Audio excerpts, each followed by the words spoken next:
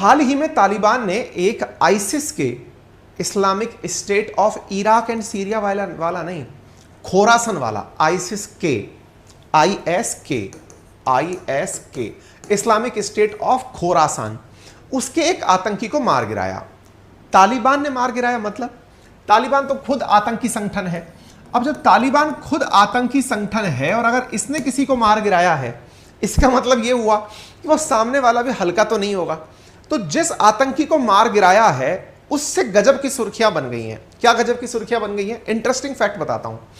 आप सबको यह बात तो अच्छे से मालूम है कि जहां तक बात हो अफगानिस्तान की, तो अफगानिस्तान के अंदर इन दिनों अमेरिका जब से गया है तब से अफगानिस्तान पर शासन कर रहा है तालिबान। लेकिन ये वो तालिबान है जिसने कभी डोनाल्ड ट्रंप के जमाने में दोहा में जाकर के यूएस के साथ एग्रीमेंट किया था, जिसे आप दोहा एग्रीमेंट के नाम से जानते हैं। यूएस और तालिबान के बीच में हुए समझौते के तहत अमेरिका 15 अगस्त 2021 को छोड़कर अफगानिस्तान को उड़ गया। जब ये उड़ रहा था उसी समय पर 15 अगस्त 2021 को यूएस जो है वो अफगानिस्तान छोड़कर निकल लिया। हालांकि इस तालिबान को अभी तक किसी भी देश की मान्यता प्राप्त नहीं है। लेकिन जनाब जब ये उड़ रहे थे उसी समय क्या हुआ, हामिद करजई एयरपोर्ट है, हामिद करजई एयरपोर्ट कहां पर है? काबुल के अंदर है। जिस समय ये उड़ रहे थे इसी 15 अगस्त के बाद में अमेरिकी सेनाएं जा चुकी थी। बाइडेन ने बुलावा भेजकर अपनी सेनाओं को वापस बुला लिया था। उस समय पर हामिद करजई एयरपोर्ट पर जिस समय सेनाएं वापस हो रही थी काबुल में, वहां पर एक ब्लास्ट होता है। और वो जो ब्लास्ट था, अब यहां पर एक चीज ध्यान से समझने की है कि यूएस और तालिबान ने कतर की राजधानी दोहा में असल में एग्रीमेंट क्या किया था? एग्रीमेंट यह था कि यूएस तालिबानियों को नहीं मारेगा और तालिबान यूएस वालों को नहीं मारेंगे। यह इन दोनों के बीच का एग्रीमेंट था। यानी अमेरिका अब तालिबान को गुड तालिबान कहने लगा था। हालांकि आतंकी का टैग नहीं हटाया था, लेकिन ये दोनों के बीच में एक सांठगांठ हुई, सेटिंग हुई कि भाई हम लोग एक दूसरे को नहीं मारेंगे। और अमेरिका 20 साल के बाद अपनी हार मानकर वापस लौट रहा था कि भाई हम तुम लोगों को नहीं सुधार पाए, अब हम जा रहे हैं। ऐसी स्थिति में एक बड़ा प्रश्न यह बना कि जो अमेरिकी यहां से जा रहे थे, 7 दिन में ही ऐसा क्या हुआ कि अमेरिकियों को टारगेट कर दिया गया। ब्लास्ट होता है जिसमें 13 यूएस के मराइन कमांडो जो हैं वो मारे जाते हैं। अमेरिका के 13 कमांडो मारे जाते हैं। लगभग 150 लोग कुल मारे गए थे इस जगह पर, काबुल एयरपोर्ट पर हुए ब्लास्ट में, जब सैनिक यहां से और आम जन यहां से अफगानिस्तान से भागकर जा रहे थे। उस समय हुए ब्लास्ट ने अचानक अमेरिका को बहुत ज्यादा शर्मिंदा अंतरराष्ट्रीय स्तर पर करा दिया। लोगों ने प्रश्न पूछना शुरू कर दिया। लोगों ने अफगानिस्तान में जो अमेरिका ने फैसले लिए उस पर प्रश्न पूछना शुरू कर दिया कि अमेरिका वालों, क्या तुमने सही डिसीजन लिया? क्योंकि तुमने जिसके साथ एग्रीमेंट किया वही तुम्हारी भागती हुई सेना को मार रहा है। तब आंसर निकलकर आया तालिबान की तरफ से कि ये मारने वाले हम लोग नहीं हैं, हमारे नाम पर कोई और मैच खेल गया। बोले कौन खेल गया? बोले एक आतंकी संगठन अफगानिस्तान में और है, और बोले उसका नाम क्या है? बोले असल में जो आईसिस हुआ करता था ना, Islamic state of Iraq and Syria, उसकी एक ब्रांच अफगानिस्तान में भी एक्टिवेटेड है और उस ब्रांच का नाम है खोरासन। खोरासन, इसी को शॉर्ट फॉर्म में आईसिस के कहा जाता है। आईसिस के, खोरासन प्रोविंस। बोले वो लोग हैं जो आतंकी हैं। बोले उन्होंने क्या किया है? बोले वही लोग हैं जो आपके लोगों को मार रहे हैं, हमने आपके लोगों को नहीं मारा। तो अमेरिका ने कहा देखो, हमारी हो गई है अंतरराष्ट्रीय बेइज्जती। हमारी बेइज्जती इतनी हुई है कि हमारे 13 लोग मारे जा चुके हैं। अब जब हमारे 13 लोग मर गए, हम जाकर अमेरिका में क्या मुंह दिखाएंगे कि सेना को तो आपने वापस बुला लिया, लोग आपके मारे गए, किसी को क्या कहोगे? तो अमेरिका ने तालिबान से कहा कि देखो भाई, चुनाव आएंगे हमारे यहां, तुम्हारे यहां चुनाव नाम का झंझट नहीं है। हमारे यहां हर 4 साल में चुनाव होते हैं, और जब चुनाव में जाएंगे तो लोग सवाल पूछेंगे कि बताओ क्या हुआ उन आर्मी कमांडर्स का मरने का, तुम लोगों ने क्या बदला लिया? तो ऐसी स्थिति में अभी इन 13 में से किसी एक सैनिक के घर पर अमेरिका के अधिकारियों द्वारा एक मैसेज भेजा गया। क्या भेजा गया? कि आपके बच्चे को मारने वाले का बदला पूरा हो गया है। अच्छा, अमेरिका जैसे देशों में या ये जो डेवलप्ड नेशंस हैं, इनके अंदर एक परंपरा है। जैसे हमारे देश में क्या होता है, सैनिक की शहादत होने पर हम लोग बदले की बातें करते तो हैं, बदले की बातें परिवारजनों तक नहीं पहुंचाते कि साहब हमने बदला ले लिया है, अब पूरा हुआ हिसाब। इन देशों में यह है, जैसे इजराइल हुआ, अमेरिका हुआ, फ्रांस हुआ, इनके सैनिकों को अगर कुछ भी होता है ना, तो ये उसके परिवार के लिए खुद से ही लायबल हो जाते हैं कि उसको बता के आना है कि आपके बच्चे की जान व्यर्थ नहीं गई। हालांकि आजकल इंडिया में भी बड़ा चल रहा है कि हम पुंछ का बदला ले सकते हैं। सर्जिकल स्ट्राइक चर्चाएं पाकिस्तान में हो रही हैं कि इंडिया पुंछ में हुए सीआरपीएफ पर हमले का, वो जो हमारी सेना पर अभी जो राष्ट्रीय राइफल्स के जवानों पर जो हमला हुआ है, उसका भी बदला इंडिया ले सकता है। हालांकि ये प्रक्रिया जो है ये वेस्टर्न वर्ल्ड में बहुत ज्यादा फॉलो की जाती है कि उनका एक भी सैनिक मरेगा तो उसका बदला जरूर लिया जाएगा। अब जब उसका बदला लिया जाएगा तो ऐसी स्थिति में अमेरिका के द्वारा एक परिवार के सदस्य को यह सूचित किया गया है कि आपके बच्चे को मारने वाले से हमने बदला ले लिया है। भाई साहब, अब बदला किससे लिया होगा? तो अब मैं आपको बताता हूं। असल में जानकारी यह थी कि जब तालिबान ने बताया था कि आइसिस खोरासान जो है उनके द्वारा लोगों को मारा गया है, तो आइसिस खोरासान ने एक आतंकी है जो बहुत फेमस है, लेकिन उसका नाम आउट नहीं हो रखा है। जैसे अमेरिका क्या करता आया था तालिबान के केस में कि जो भी अलकायदा या तालिबान का मोस्ट वांटेड आतंकी होता था, जैसे अल जवाहिरी था या फिर जो मोस्ट मतलब ओसामा बिन लादेन था, इन्हें मार गिराता है। अमेरिका का दुश्मन है, मार दो। लेकिन आइसिस के इस बार एक कदम आगे था। उसने कहा हम फेसलेस आतंकी होंगे। फेसलेस का मतलब हमारा कोई नाम पहचान पता नहीं होगा। अमेरिका की सबसे बड़ी मुसीबत क्या है ना, वो ये तो जानता है कि ये आतंकी है, अब उस आतंकी को ही मारना है, ये उसको कंफ्यूजन है। ऐसी स्थिति में आइसिस के ने अपने उस आतंकी का नाम नहीं बताया या लीडर का नाम नहीं बताया कि इस आदमी ने इस काम को करवाया था। लेकिन तालिबान ने जब अमेरिका से समझौता किया था ना, तो कई तालिबानी लड़ाके ऐसे थे जो इस समझौते से नाराज हो गए। नाराज हो गए तो वो जाकर के इस आइसिस के में जाकर मिल गए। जब वो आइसिस केमर जाकर मिले, आइसिस के का हेड ऑफिस जो है ना वो अफगानिस्तान के उत्तर में है, ईरान अफगानिस्तान के बॉर्डर पर है, वो जाकर उसमें मिल गए। तो तालिबानियों को अपने पुराने तालिबानियों से यह पता चल गया कि वो आइसिस के का कौन सा आतंकी था जिसने अमेरिकियों समेत 150 लोगों को मारा था।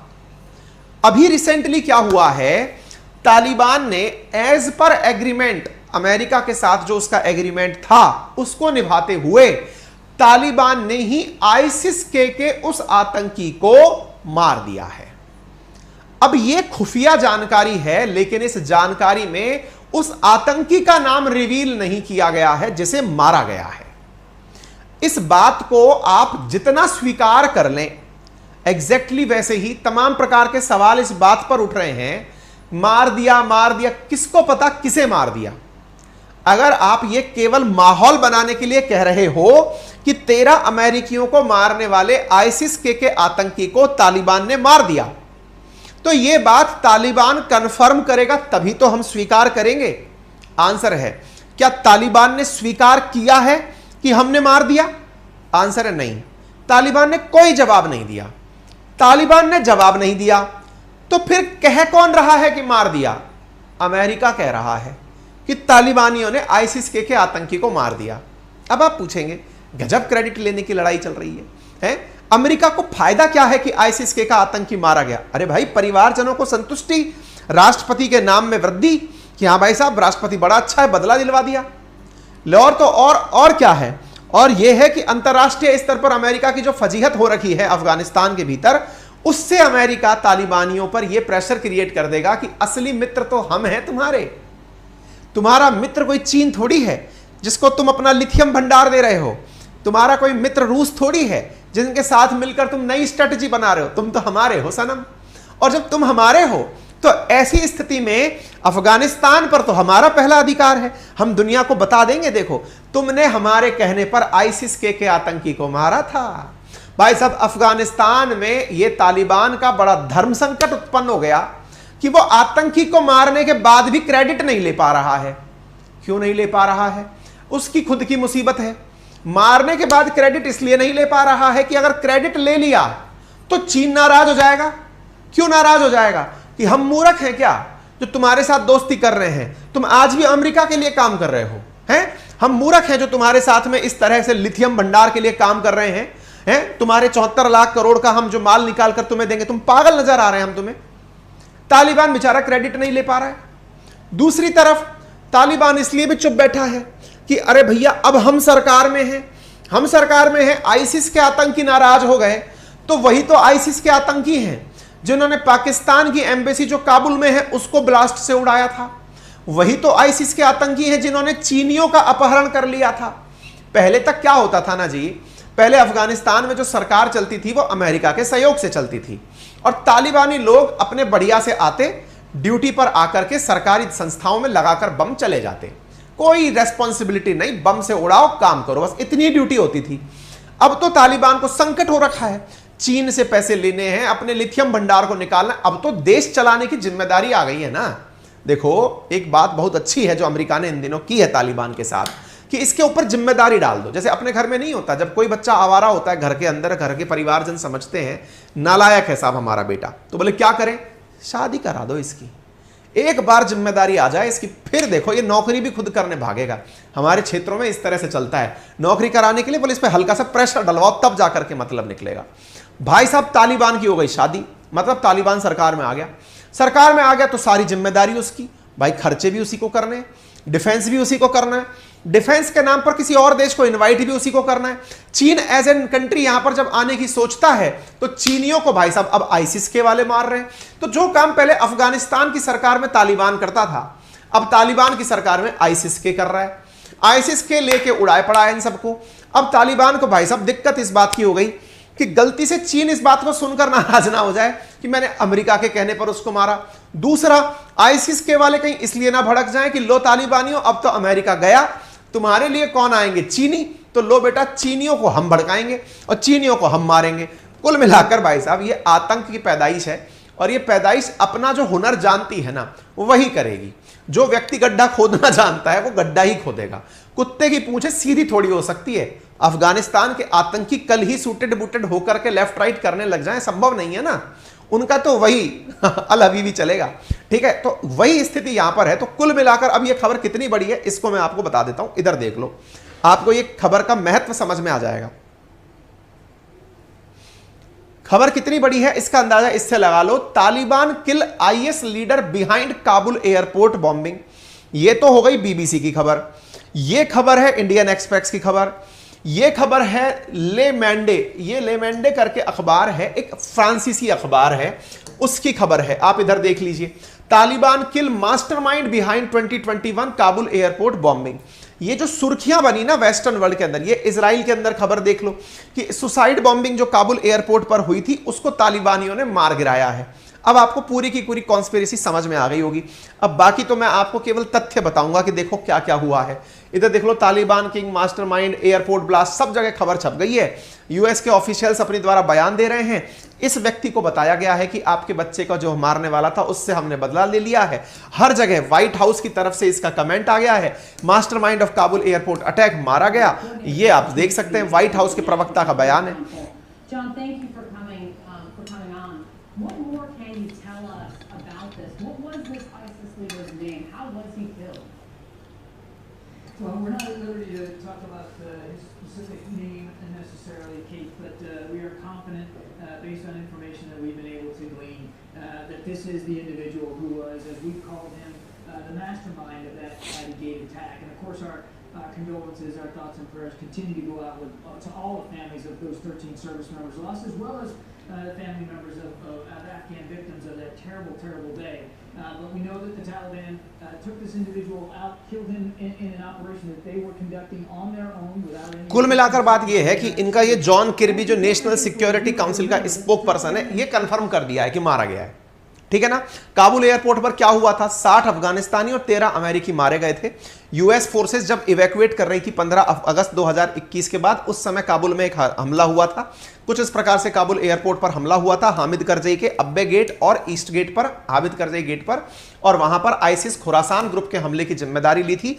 अब वो लोग मारे गए हैं और इसके ऊपर मतलब उस समय भी दुनिया भर के लोगों के द्वारा इस हमले की निंदा की गई थी, जिसमें हम भी शामिल थे कि हाँ भाई ये गलत हुआ है, इस तरह का हमला नहीं होना चाहिए। तो भाई साहब बाइडेन ने उसी समय कहा था कि हम इस हमले को भूलेंगे नहीं। हालांकि बाइडेन कुछ खुद तो नहीं कर पाए, तालिबान के हाथों करवा दिया। मतलब वही वाली बात है, सांप भी मर गया और लाठी भी नहीं टूटी। आईसिस के क्या है इसके बारे में मैंने आपको बता दिया। 2014 के अंदर ये खोरासान करके क्षेत्र है अफगानिस्तान और ईरान के उत्तर में। यहां पर खोरासान प्रोविंस को अपना देश मानने वाले आतंकी आईसिस के कहलाते हैं और आईसिस के अंदर तालिबान के ही बहुत सारे लड़ाके काम करते हैं। ये वो दोहा एग्रीमेंट है जिसकी मैंने शुरुआत में आपसे चर्चा की थी, किस प्रकार से अमेरिका और तालिबान ने एक दूसरे के साथ मतलब जानकारी ली। ये वही आईसिस के है जिसने कि पाकिस्तान की एम्बेसी पर हमला किया था, चीनियों के ऊपर हमला किया था। वर्तमान में अफगानिस्तान की बड़ी चुनौती आईसिस के ही है, ठीक है ना। आप यहां पर देख सकते हैं Taliban forces kill top IS commander in Afghanistan, यानी कुल मिलाकर इस समय अफगानिस्तान में जो लड़ाइयां चल रही हैं वो तालिबान वर्सेस आईसिस के चल रही हैं, जिससे कि सीधा सीधा जो उल्लू सीधा हो रहा है वो अमेरिका का है। अब वो अंदर नहीं बाहर से ही सारे काम करवाएगा, ठीक है। तालिबान ऐसा क्यों कर रहा है? तो ऑब्वियस सी बात है, उसको लोगों से बहुत सारा पैसा चाहिए। अपनी जो संपत्ति उसकी अमेरिका ने फ्रीज कर रखी है वो वापस चाहिए। अमेरिका ने अब तालिबानियों की लगभग $9.5 बिलियन की संपत्ति है जो अपने अकाउंट में फ्रीज की हुई है, वो तालिबान वापस छुड़वाना चाहता है। लेकिन अमेरिका कह चुका है कि वो तो 9/11 के हमले में जो लोग मारे गए थे उनके परिवारजनों में मैं बांट दूंगा। ये पहले भी मैंने खबर आप लोगों से डिस्कस की है, ठीक। नया बैच इंडियन ज्योग्राफी का मई के फर्स्ट या सेकेंड वीक में आ जाएगा। हमारा एप्लीकेशन अपनी पाठशाला पर, अपनी पाठशाला एप्लीकेशन को आप डाउनलोड कर सकते हैं। 1 लाख से ज़्यादा बच्चे ऑलरेडी डाउनलोड कर चुके हैं और कोर्सेज जो हैं वो आपको मात्र 1999 में उपलब्ध करवाए जा रहे हैं। आप उन्हें यूज़ करें और पूरे साल भर की वैलिडिटी के साथ आप उन्हें देख सकते हैं। फ्री में डेमो क्लासेस भी वहाँ पर डाली हुई हैं, आप उनको एक्सेस कर सकते हैं। फिलहाल के लिए इतना ही। अपना ख्याल रखें, बड़ों का सम्मान करें, छोटों को प्यार दें, अपना व्यक्तित्व इस प्रकार से विकसित करें कि महिलाएं आपके साथ सुरक्षित और सम्मानित महसूस करें। और हाँ, महिलाओं के साथ पुरुष भी सुरक्षित और सम्मानित महसूस करें। धन्यवाद।